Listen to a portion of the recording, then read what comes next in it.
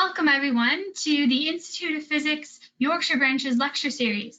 I'm Erin McNeil, the new chair of the Yorkshire branch, and we're really looking forward to our lecture this evening called The Rise and Rise of Data Science with Dr. Tamara Clelford from Swamphen Enterprises.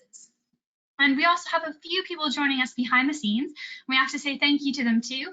We have Bethany Wooten, our branch support coordinator, and Duncan Agnew, who invited Tamara to give this talk tonight. So we just want to say thanks to them for being behind the scenes.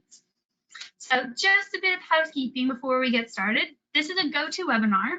Your audio and video won't be visible to anyone, so there's no way you could accidentally appear on screen, which is great, and I'm sure very reassuring for a lot of people in the audience.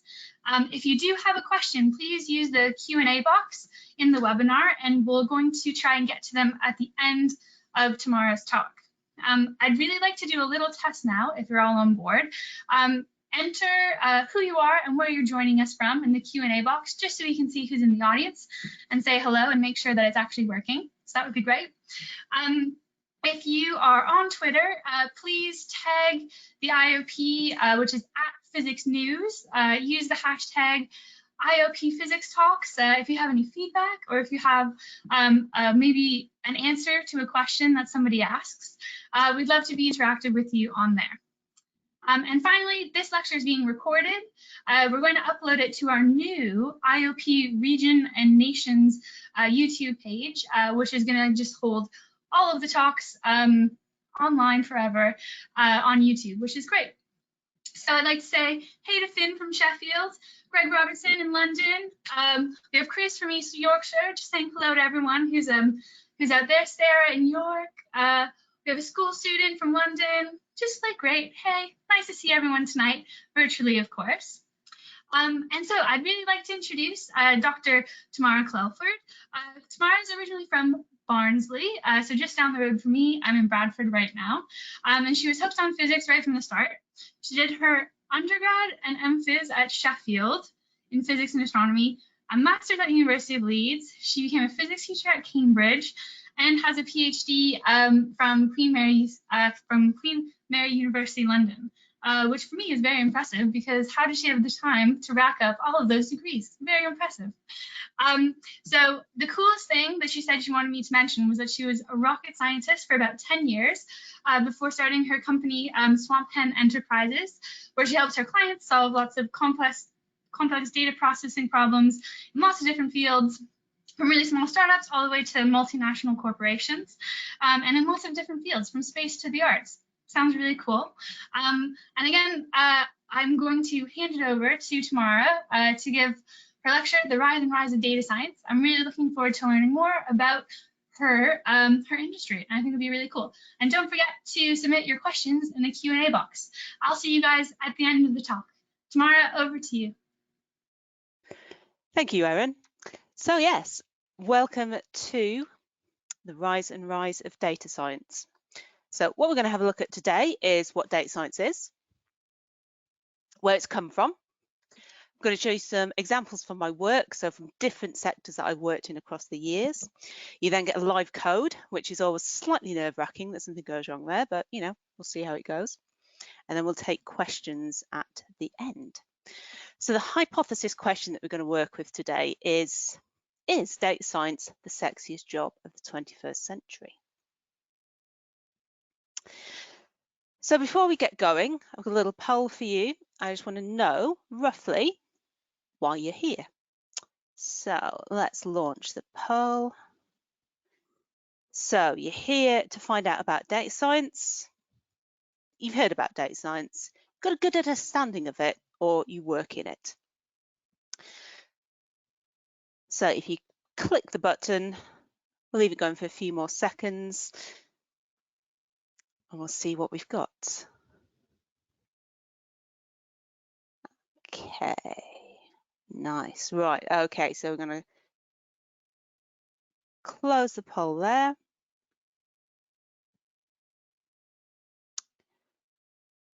So we've got 41% of you are here to find out about data science. We've got 32% have heard of data science before, 21% with a good understanding of data science, and 6% that work in data science. Excellent. So we've got a really nice spread of people here. So when we do this in person, we do that with a show of hands, obviously, but we can't do that with videos. So what we've got here is the reason for our hypothesis question. And this is all thanks to the Harvard Business Review. So they did a special edition on big data in 2012 with the title, Is Data Science the Sexiest Job of the 21st Century? Now, it's really interesting. So the term data science wasn't actually used until 2001. So yes, the skills used in that job have been around for a long time, as we're going to find out, but 2001 was the first time that phrase was actually used, and that's actually William Cleveland, who wrote a paper about data science, an action plan for expanding the technical areas in the field of statistics. So when this big data review came out in the Harvard Business Review, 2012, not actually very well known still as a job. And when I got my job as an official data scientist in 2017, again, actually not very well known. Fast forward to today, everybody wants a data scientist. Every company wants a data scientist. Everyone's training to be data scientists. So it's a bit of a hint of whether our hypothesis question is correct or not there. But we're going to have a look at some evidence and you're going to make up your own idea. I'm going to take a phrase from Angela Merkel that data is going to be the raw material of the 21st century. And I think this is proving to be very true as we move forwards. We give away a lot of data. Our mobile phones track us on all sorts of things. Our computers work where we go. When you're moving around, you've got CCTV, all sorts of stuff, huge amounts of data being created. And what's kind of made the difference is that now you can store this data as well. So if you think back to how much data you could store on a floppy disk only kind of 20, 30 years ago, what you can get now on a tiny little data stick, and like terabytes of data is quite normal for just a normal average person to have. Take that to company level, you've got huge amounts of data and we want to get some information out of them. It's going to help us. So companies in particular are very keen on data science to try and work out how they can improve their business. So we need to know a bit more about what data science is before we can start looking at it. So exactly like any respected researcher, you type it into Google and find out what Wikipedia tells you. And it's pretty good. I mean, trying to explain data science in one sentence is a genuinely hard thing to do. And to be fair, Wikipedia, pretty good go at this. It doesn't capture all the subtleties, obviously, in all the different areas of data science, but it gives you a nice overview that it's a multidisciplinary field. It uses scientific methods and processes, and you extract knowledge and insights from data. I'm going to expand this a little bit from one sentence, because that is a little hopeful to be able to do data science in one sentence, to one slide. So data science will look at any kind of data. This can be images, it can be words, it can be where someone clicks on a website, it can be the action that someone has when they're walking through a shop, it can be a nice set of numerical data, kind of a bit more like I'm used to working with. Anything is fine. And you find that you normally use more than one set of data. You normally combine multiple data sets together. It is truly multidisciplinary. It's part physics, statistics, maths, computer science, coding, business, big data, Internet of Things, AI, all of these things comes within data science. One of the things you have to do, and this is one of the key things, is you have to clean your data. And by cleaning, we mean remove the incorrect and the partial data. So you end up with a data set that you're happy is representative and good to work with. And this is where you spend an awful lot of your time as a data scientist. And if you ever want to troll a data scientist, then please, ask them about how their data cleaning is going. So what sets data science apart from some of the other disciplines that look at data is the scientific methods that are used. It's based in coding, Normally 80% of the time this is in a language called Python, sometimes done in a language called R, as in a capital R, and some stuff is done in specialist programs, say like Hadoop or MATLAB. And you've got different algorithms that you use. So once you've done your data cleaning, once you've looked at it, once you understand your data, then you need to start writing algorithms to get its secrets out. Sometimes most of the stuff I do is bespoke work. I don't tend to put the data into a standard algorithm and look at what comes out the other end. I tend to write the algorithms myself, but these standard algorithms are there and well understood. So things like decision trees, machine learning, neural networks. And when we get to our coding, we're going to use some of those techniques. We extract knowledge from data. So as a data scientist, you're given a batch of data and you find something out about it. And I think the really key point is that you verify that your answers are correct, in inverted commas, that they're plausible. You work out your statistics as to how accurate they are, because you can analyze a set of data and you can make anything happen, basically. If you're not careful that what you're doing is correct, you can end up with some really dodgy answers. So I think that's the big difference with data science, is that you verify your output is plausible and you know how good your output is. And there's a lot of different people that work in data science. There's a lot of different fields. You can go from the very technical end, where you're developing these neural networks, these artificial intelligence programs, and then right through to the other end, where you use a platform where you pop your data in and it gives you some graphs out. So there's a whole spectrum of work in data science, which is great because you tend to work with people from different backgrounds. So there's a lot of physicists and mathematicians in data science, but you also work with people whose first degree is in fashion design and something, and they've retrained. So it's a fascinating area to work in. So where does data science come from? So we know the phrase was coined in 2001, and it is not going to be a surprise at an Institute of Physics lecture that the answer is physics. Technically, it's kind of physics, astronomy, and particle physics, so branches of physics as well. And this is because this is where the first large data sets were acquired.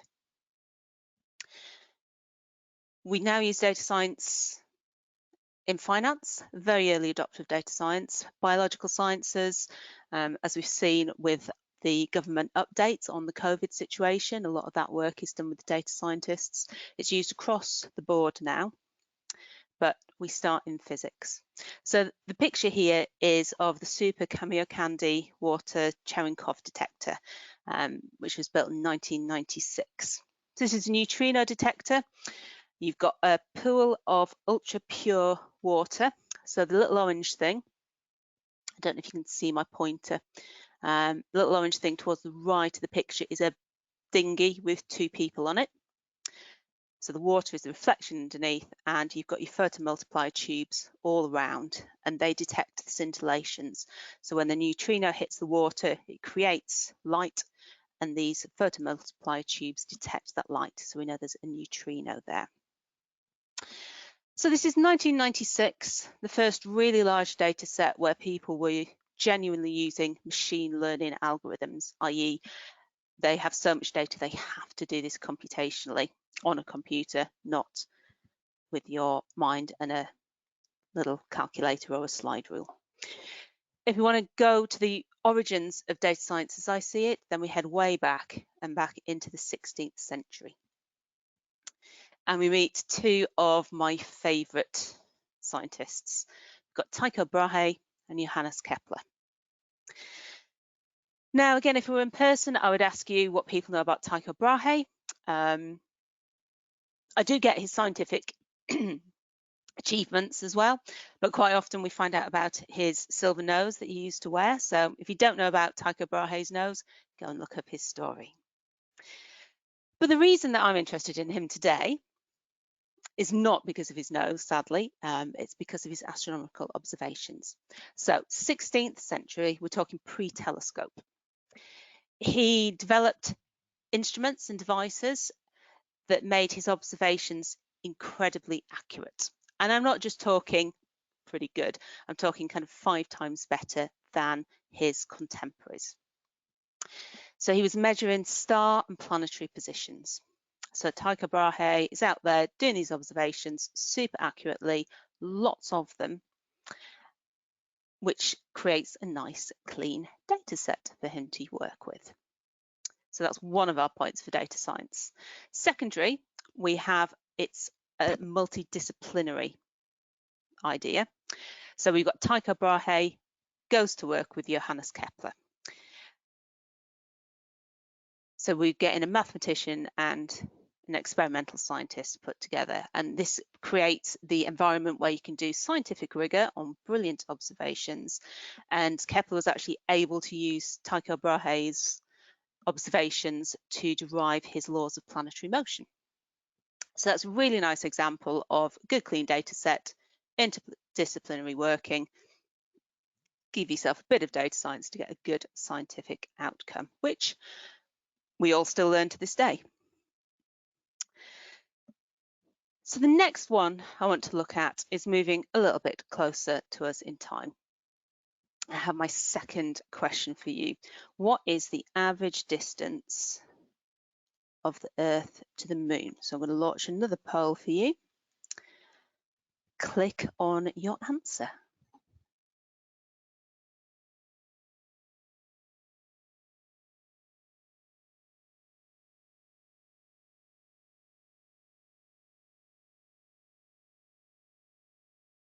Okay, so our answers are coming in nice and quickly. I have taken the 1 AU distance off from the poll because I thought that was maybe a little bit too straightforward. Okay, so we're going to hold that there. So today we do know what the average distance from the Earth to the Sun is very accurately. And this is because we have direct radar measurements of the distances between Venus and Mars, which became available in the 1960s. So from this information, we can work out how far away the Sun is to very good accuracy. And you'll find that your average distance from the Earth to the Sun is in all sorts of different units. You'll be glad to know that whatever you voted, you were correct. All of these answers are correct. We had, most people went for the Earth radii.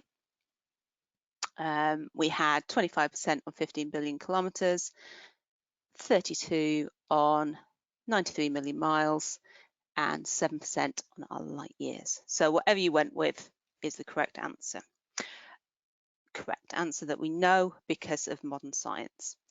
This has not always been the case. So if you have a look on Wikipedia again, you see how our understanding of the distance from the Sun to the Earth has changed over time. So this is measured in AU, so 1 is exact, which we have in our modern astronomy, so that's at 60s onwards.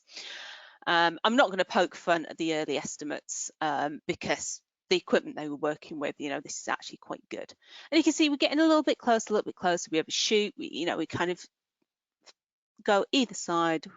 We twitter around that correct answer till we get to 1895 and Simon Newcombe, who is less than 90,000 kilometers out. Pretty good, 1895. This is excellent work. Goes off a bit again, and it takes us kind of to modern astronomy times to get that even more accurate. So what did Simon Newcombe do that all of these people hadn't done and a few people after him hadn't done? Data science is the answer. So Simon Newcombe was a Canadian astronomer and mathematician, and he's a true polymath. So he worked in lots of different fields. He looked at the speed of light. He was working in logarithms. He had some contemporary research ideas which now seem a bit odd to us in the paranormal world, and was a firm believer that aeroplanes wouldn't fly. But, you know, we'll forgive him things that have been disproved afterwards. What we care about is his work on the distance from the Earth to the Sun and why it was different. So he used data science techniques. He used multiple data sources. So at the time that he was doing his work, and for a few years before, the cool measurement to use was the transit of Venus.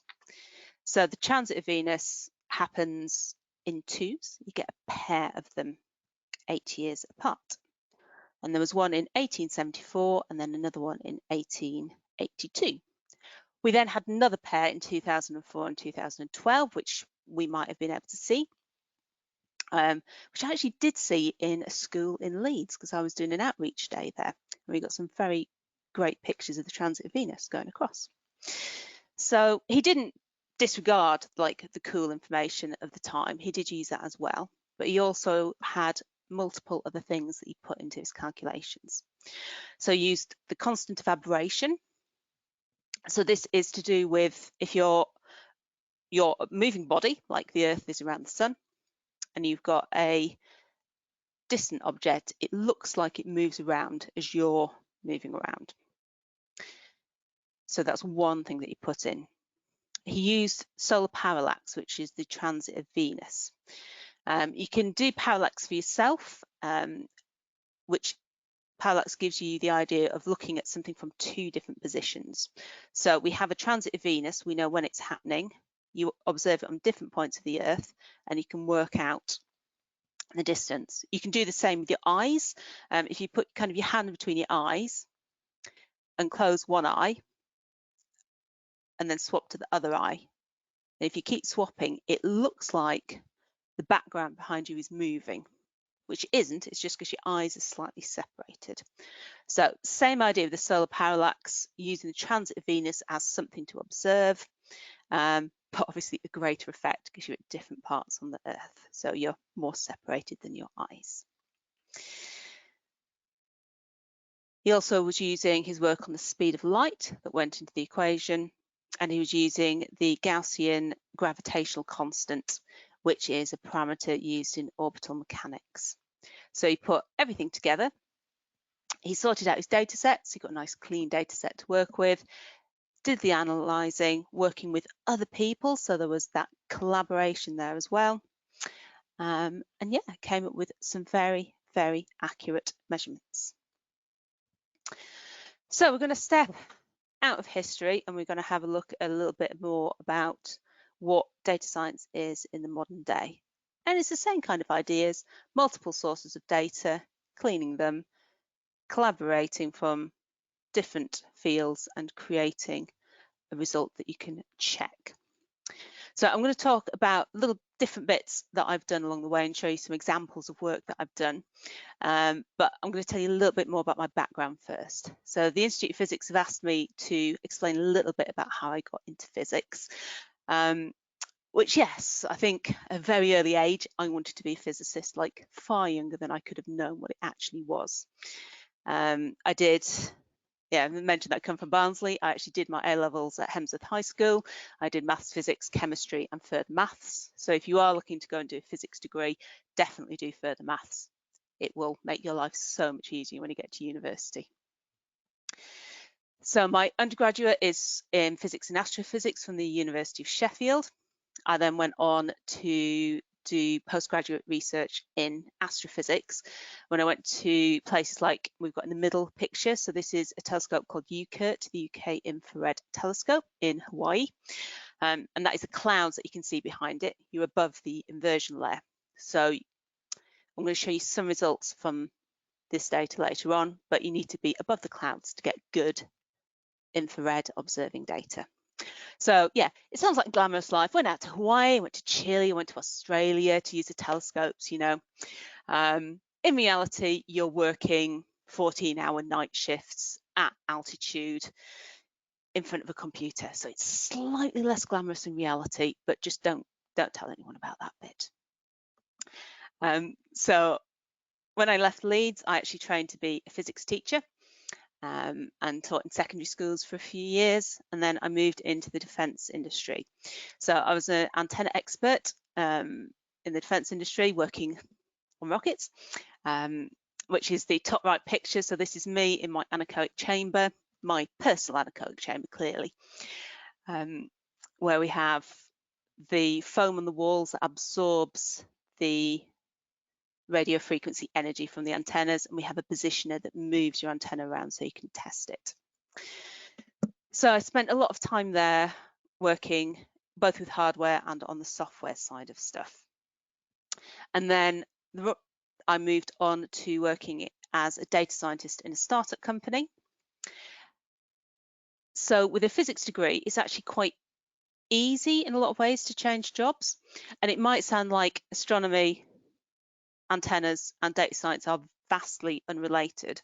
Actually, all of these jobs, I was working with large data sets, pulling out the information from the data sets, analysing it and checking how accurate it was.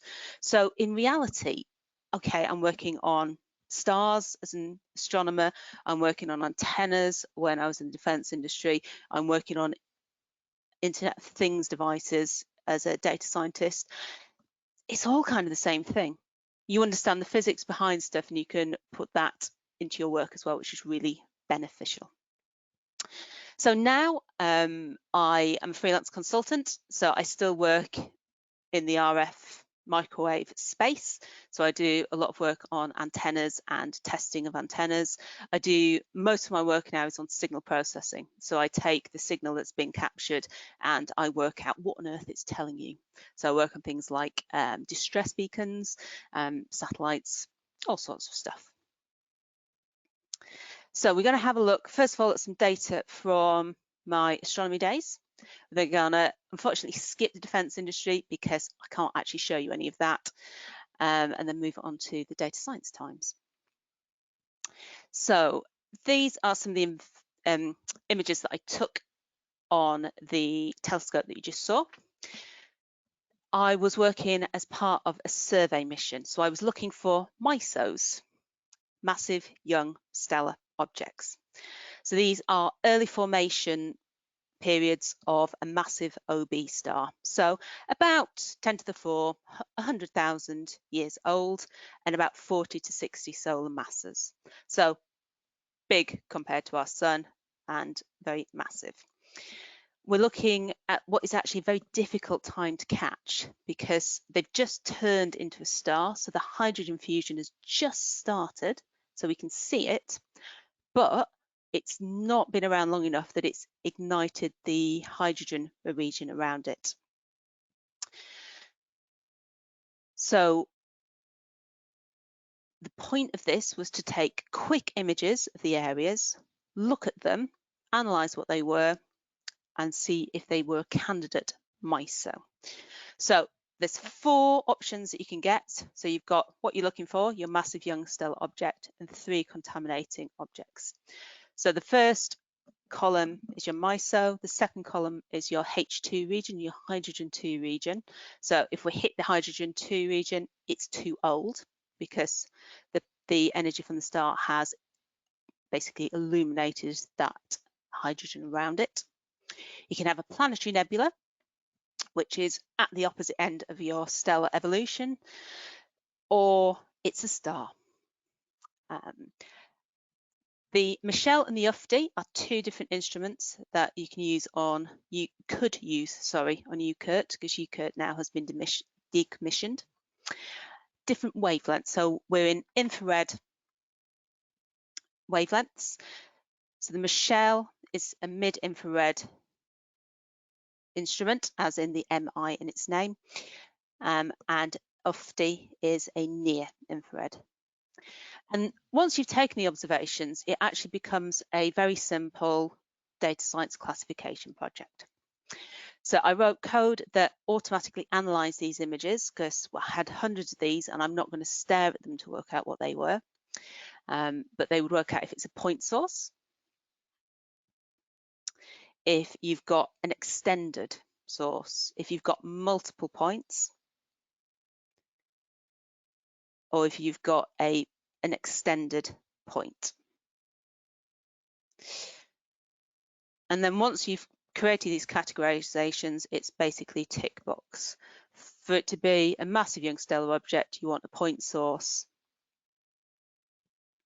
and you want a point extended source. So you've got some evidence of a jet-like structure in your early formation stars. So this is a good example of MISO. A candidate MISO, because we don't know until we've done radio observations as well.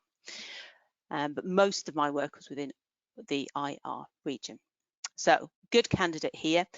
If we have just an extended mess, essentially, Michelle, we know this is not a good candidate. This is too old. And if we have a point extended star here, again, we're too old. And if we have 2 points, then we've got a normal star that's on the main sequence. So you categorize these, you basically go through, is it point extended, candidate, is it point, it's a star, and so on. So the problem actually boils down to a straightforward classification issue. So I'm going to skip kind of the 10 years of rocket science and move on to the data science world. And this is some information that was taken on an Internet of Things device. And this little device measures water flow. It tells you how much water is flowing as a function of time in a house. And you get a really exciting set of data, which basically goes nothing, water, nothing, water, nothing, water. So you get flow events against the point where there's no water flowing in the house. So each dot on this graph is a flow event that happened in a house over a 2-week period. And this is a clustering technique. And you look at that and you go, there's a massive cluster there. So at about 10 in volume and 14 in average flow, massive cluster. There's kind of a weaker cluster to the right of it, but there's something going on there that happens incredibly repeatable very frequently. So that cluster, I've taken each one of those dots and I've overplotted its flow profile. And at first look, you print that and you go, oh, that's a horrible graph. But then you look a little bit more carefully, and actually what you can see is that the water flow rate goes up at the same rate to the same level. It goes across for the same amount of time at the same level, and it comes down at the same rate at the same level. And if you look at one of these individually, instead of this nice profile that I've just described there, you've got a blip that happens somewhere in the middle of it. So my question to you is, what is this water flow? So this happens incredibly reliably. It happens often. We know how much water it's going to use. We can know how long it's going to last.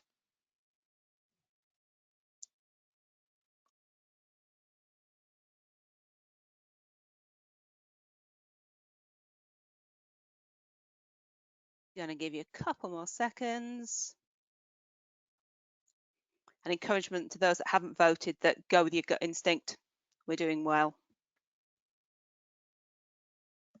Okay, I'm going to close that there. So congratulations to the majority of people that said it's a toilet flush. You are absolutely correct. It is a toilet flush. And if you squint really carefully, you can see there's this line across is actually separated into 2, and that's 2 different toilets in the house that just has a slightly different size. So you can actually get down to the levels which toilet was flushed when, which is great fun. So sometimes you need truth data when you're doing data science. You need to know the answer for some of your data to be able to check how good your results are. So for this, the poor person that lived in this house who worked at the company did a log of all the water that was flowing in the house. So we could check what was being found, because remember from the beginning, if we don't check that our answers are correct, it's a bit pointless because you can create anything. And indeed, if you went for a dishwasher, parts of your dishwasher cycle look very similar to that. If you went with filling the kettle, very similar to this.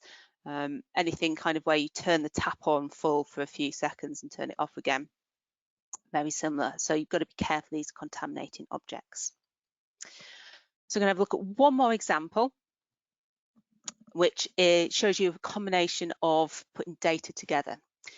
So this is using two different sensors. So this is a motion sensor and a door sensor, and actually two motion sensors and two door sensors. Individually, to be honest, it doesn't give you very much useful information. Your door sensor tells you if your door's open or shut. Your motion sensor tells you whether there's motion or not. Slightly more useful because it tells you whether somebody's in the house. But individually, you're not going to get anything particularly useful out of it. Put the stuff together, different story. You can work out whether people are in the house or not, and if they're in the house, are they asleep or are they kind of moving around? So this is a graph of decimal days across the x-axis rather than in hours, just because that's how you work when you're in a computer language. And then it's about 220 different days on the y-axis. So the red is when the people are asleep, the green is when they're in the house, and the orange is when they're out. And just a quick look at this, you can pick up several things very easily. You can see that block of orange that goes across at about 60, day 60, which is a 2-week holiday. You can see the shift in the getting up time. So the average getting up time changes just before they go on holiday when the clocks have changed. And you can spot the weekends. So you have 5 green rows and then a dip of 2 red points where people have got up later on the weekend, and then you go back to 5, getting up at, well, when you're on the top half of the graph, you're getting up at about 0.2, apart from these 2 days where you're getting up slightly later on the weekend.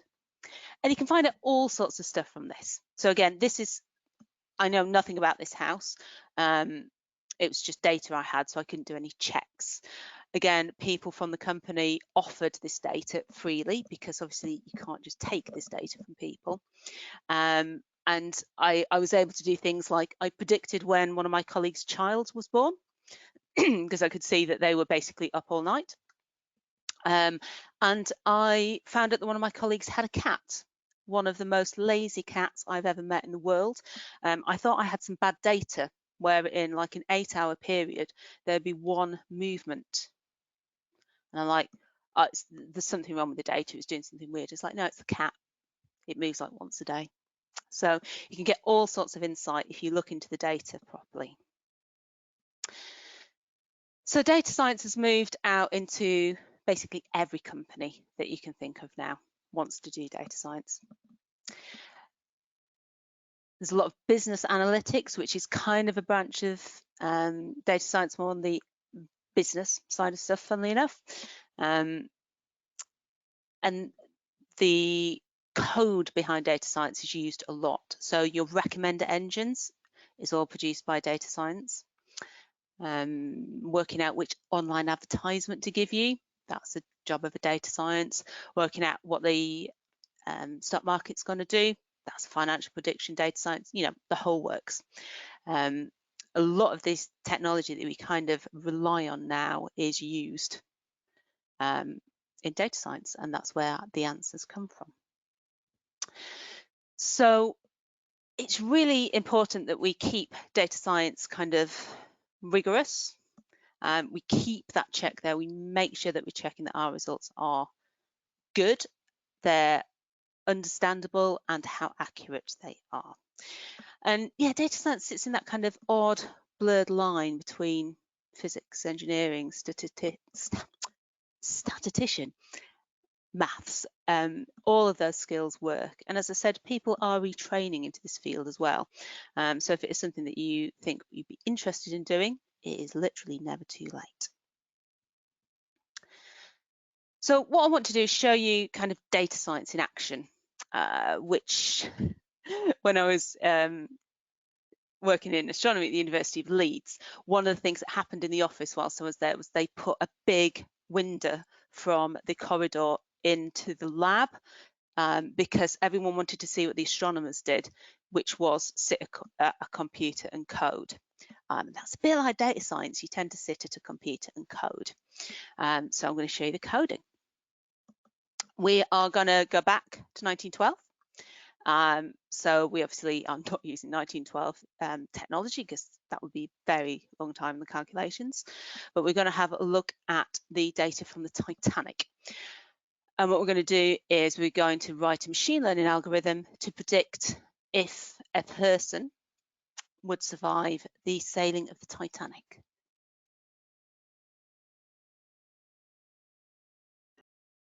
I'm going to use Python as a programming language. As I said, about 80% of data science is done in Python. And I'm going to use some of the inbuilt toolboxes in Python. So I'm going to use NumPy, Pandas, and scikit-learn. My integrated development environment, my IDE, is going to be a Jupyter Notebook style environment. So it might look a bit different to you if you code in other languages, or if you've watched programs about coders. It's a little more accessible and visual, and it gives you results straight away under the code. So it's great for demonstrations. So let's pop the screen up. There we go. Right, so I've copy and pasted this in because you do not want to sit and watch me type that out. It's going to be appallingly slow and tedious for you. But what this is going to do is this is going to download the data that I'm going to use. So this is the data from the Titanic. I've taken it off of Kaggle. It's going to read in my raw data, and it's going to, well, we're then going to print it out to the screen. But before I can do that, I need to sort this business out. So this bit does a read CSV. This is a CSV file, as you can tell from the extension. PD. PD is the shortcut for pandas. So I need to import some of these libraries, some of these packages before I can do my analysis. I'm going to import NumPy as NP. I could just import it as NumPy, but then every time I use it, I'd have to type out NumPy. Code is a lazy programmer. Code is a lazy typers. We can get away with 2 letters instead. It's much better. And then I'm going to import pandas as PD.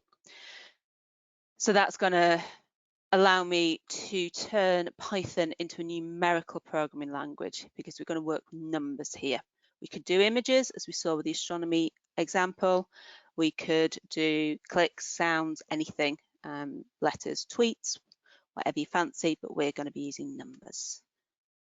So I'm going to print out the header of my raw data. So it tells me whether the people survived, what class they were in, their name. Now, please remember this is 1912 data. So we do have things that make you slightly twitchy in the modern day world. We have a record of whether they were registered as male or female, how old they were. The SIB-SPA is the number of siblings or spouses on board. Parch is the number of parents or children. Their ticket number, how much they paid in pounds. Their cabin assignment and where they embarked. So an S is Southampton, a C is Cherbourg, and there's also a Q, which is Queenstown, which is now Cobb in Ireland. So this is our raw data that we have to work with. I'm not going to use all of it because normally you find that you want only a few of the data points. Putting more in sometimes helps, but it just makes stuff longer. So we're going for kind of a quick look speed. This is our first look at the data today. So I need to know whether they survived or not because I want to check how good my algorithm is. So I need truth data. So we need survived. I'm going to take class. I'm going to take whether they were registered as male or female, and I'm going to take their age. So I'm going to take 4 different data points. I'm going to put this into a machine learning algorithm because I've done this before. I know we have a problem with this column. It only takes numbers. It does not take strings, as in letters or other symbols. So I'm going to have to do something about this. So I'm going to alter it so we have a binary representation of whether they were classed as a man or a woman. So some languages, that's a for loop and several lines of coding. In Python, Python's a really nice language to learn to code in. If you don't code already, pick Python to learn in, it's great. I'm going to create a new column in my raw data, and I'm going to call it man, woman. And I'm going to set that equal to. So I'm going to work on my raw data as it exists. I'm going to do a lambda command, if I can spell lambda. There we go. Which is essentially like a for loop. It does it for each of your rows. So I'm going to say, please go down each of my rows. In my new column that I'm creating, this MW, I would like you to put a 1 if the value here,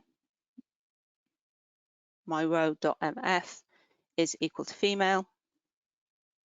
There are only 2 choices. Again, this is 1912 data. So if it's not if it's not down as a female and going to be a 1, let's make it 0. And you can do this rows or columns. I want to do rows, so I have an axis equals 1. What have I misspelt? So this is the danger of doing a live code. If row.mf.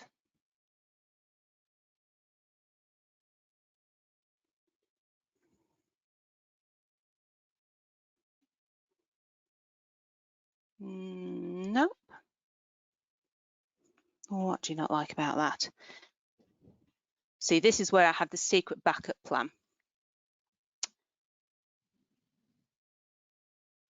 I'm going to swap.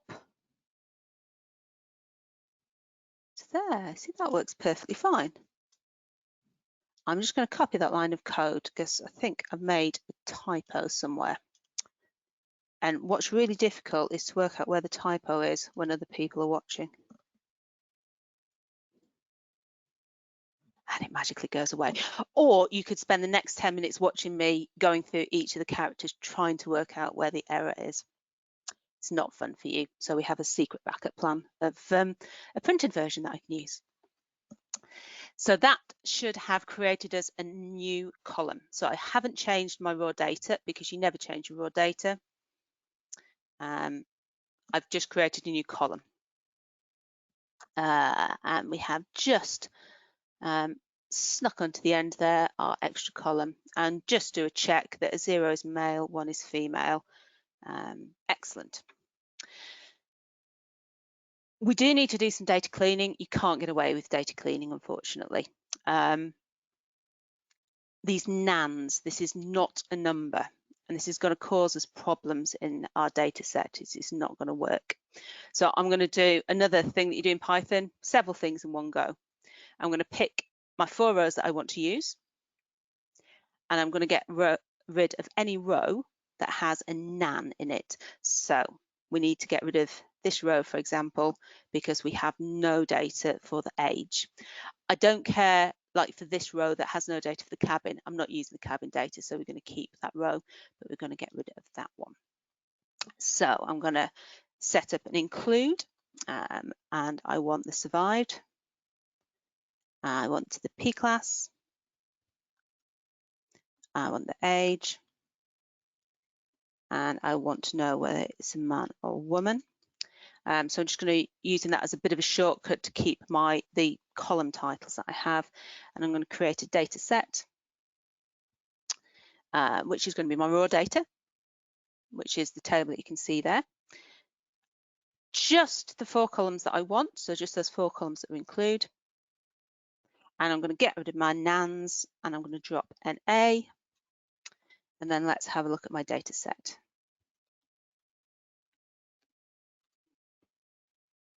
So we've got the 4 columns tick.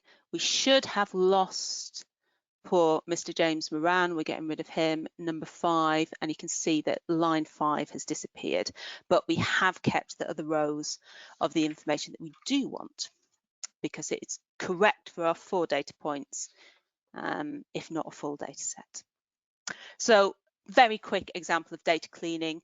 You could do something more sophisticated, go and look up how old James Moran was in the sailing of the Titanic. Perfectly valid, brilliant for your next stage, but for for a first look, just removing the missing data is perfectly valid, as long as you're not introducing bias. So if, for example, they'd only registered people over the age of 20, then you wouldn't be able to do that because that would knock a bias into your data. But in this case, it's all right. So we need to sort out our data for our algorithm. We said earlier that we need answer data, and our answer data is easy because that's whether they survived or not.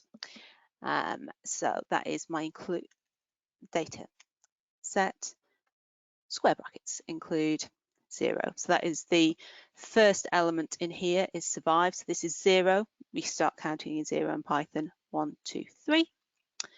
So our answer data is our 0th data there. The data we're going to train our machine learning algorithm on is the rest of it. Be careful with your brackets in Python. They all mean different things. We need square brackets there.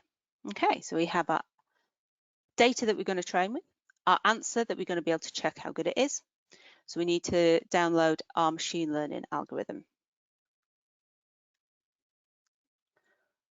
So from sklearn ensemble, we're going to import, I'm not going to talk on this bit,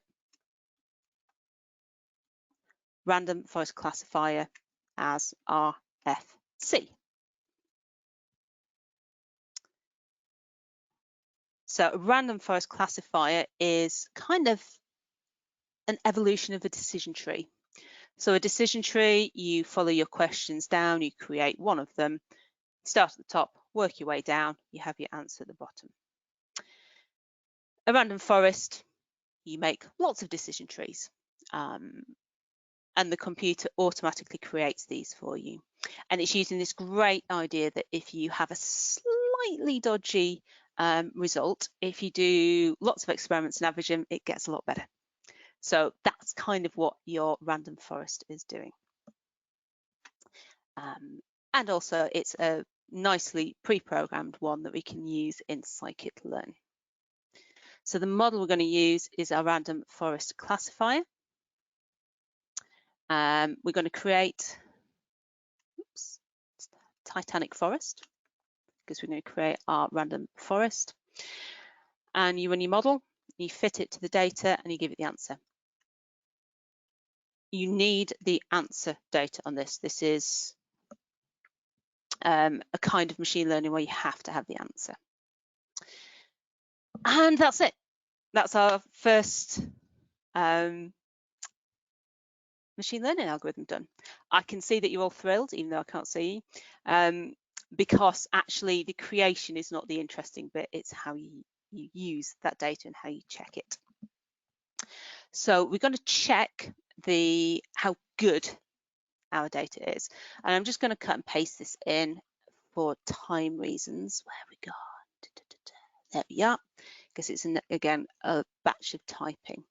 So we're going to import something called cross-validation score, and this tests the system. So what it actually does is it takes all of your data that you've put in, it takes a fifth of it away, it creates your forest model on the data that's left, trains that, works out what the answer is, and then you've got this batch here where you know the answer, and you can then run that through the machine learning algorithm you've created, and you know whether you were right or wrong.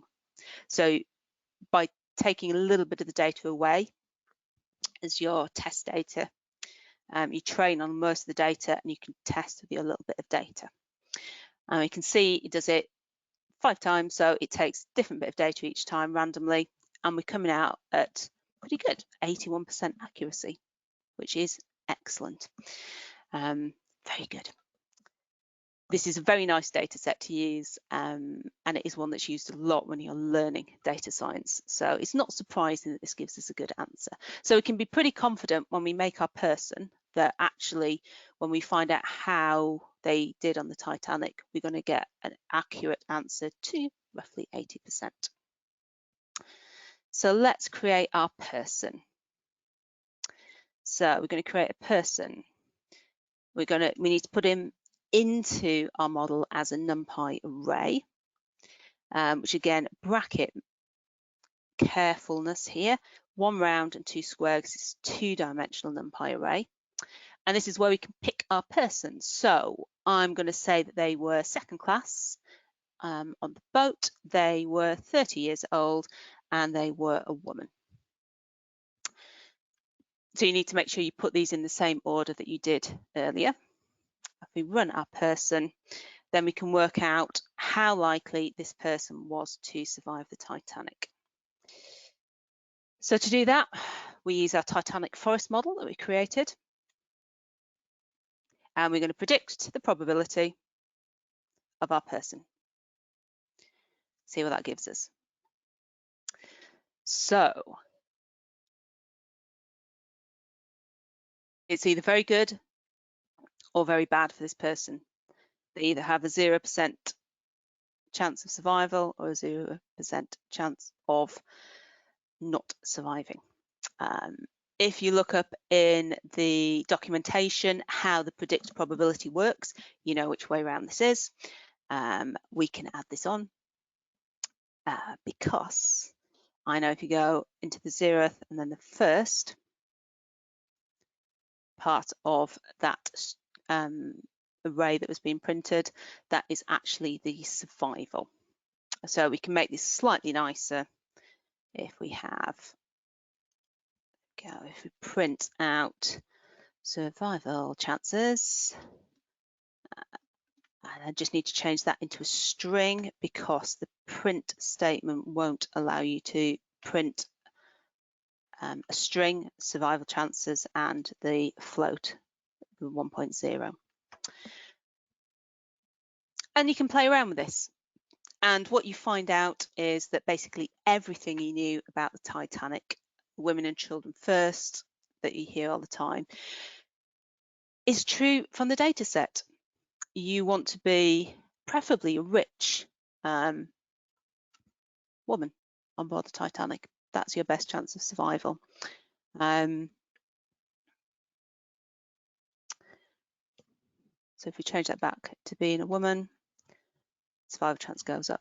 And you can do all sorts of interesting stuff with this, print all sorts of fabulous graphs. So if you want to have a play with that further, I suggest that's a good place to start if you want to try out some data science. So our question, our hypothesis was, is data science the sexiest job of the 21st century? That's up to you to answer, but the profile in data science is going skyward at the minute. And said people are retraining left, right and centre. People want to employ data scientists because they want to understand this data that they can now save. It's well paid, it's sought after skill, and you'll find companies rebranding who used to do statistics or analysts or this kind of stuff are now all data scientists. We need people that understand data out there. We've seen this so clearly over the last year. We have to have these people out there that understand the data and will present it accurately and correctly. So yeah, it's up to people with those good analytical skills to go there and champion what they can. So if you do want to learn more about data science, download Python. So I showed you Google Colab, which is basically Google Docs for coding, which is where I was working. You can also download stuff through Anaconda or PyCharm. PyCharm is not a Jupyter Notebook environment, but it's what I actually use when I'm doing data science in my job. Learn Python and start to play. If you need somewhere to look, I have some courses online. You can go to the books. The O'Reilly books are excellent, and there's just lots of stuff available online for you to have a look at. So if you do want to download a copy of the slides and a copy of the code that I typed in, we've got, I should pop that into the chat. You can go onto my website and you can actually download a copy of the slides and a copy of the code and a video on how to actually open up an IDE so you can give it a go yourself. So thank you very much for listening. Any questions? Now's the time to ask them. Wonderful. Thank you, Tamara. I'll let you have a drink of water before we get started. We've had a few really great questions and some comments in it. And so I think the first thing that I will ask you, there are two like coding specific ones. So we'll get those out of the way first, just related specifically to your code. So Yeah. Paolo asked, is it possible to consider the nan without removing them? This is when you were coding. Yes, you can in certain circumstances, definitely. And programs like MATLAB, there's certain situations where a nan doesn't destroy what you're doing. In this particular occasion, it does. So you can run a lot of information with a nan there because it knows, oh, it's a missing data point, that's fine. And in some situations you can't. And in the random forest, you can't do that. You should do something more sophisticated than I did, though. Go look at the actual answer, use an average. You know, there's lots of things that you could do that would be better. Cool. And I hadn't realized, but this is a follow-up question from Paulo as well. It says all papers that use the ML algorithms always obtain between 95 and 99% accuracy. Is 81% that good? So I missed the very first part of it as to which ones got that. So ML algorithms always obtain between 95 and 99% accuracy. Is 81% any good? I'm very interested to know which machine learning algorithms you're using, actually. In my experience, like 80% is quite good. When you're working on less nice data, that's a brilliant sentence there, but more real world data, your accuracy tends to go down.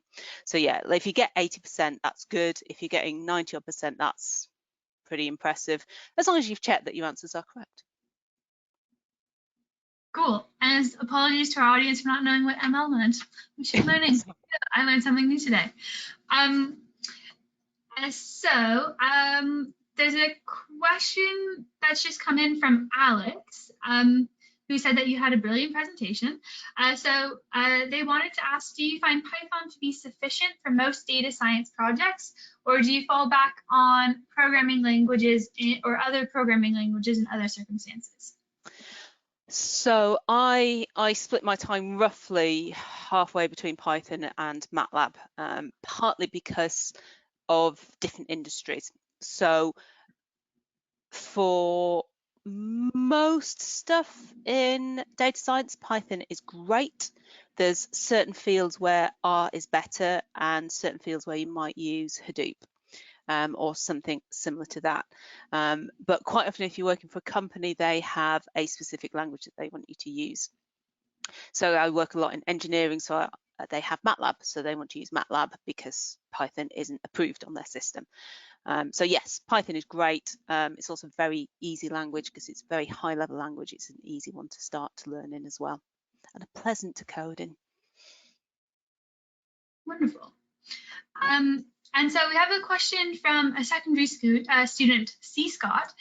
So just asking about GDPR legislation. So it forces you to define what data you'll use up front, but perhaps limits you from making any additional insights.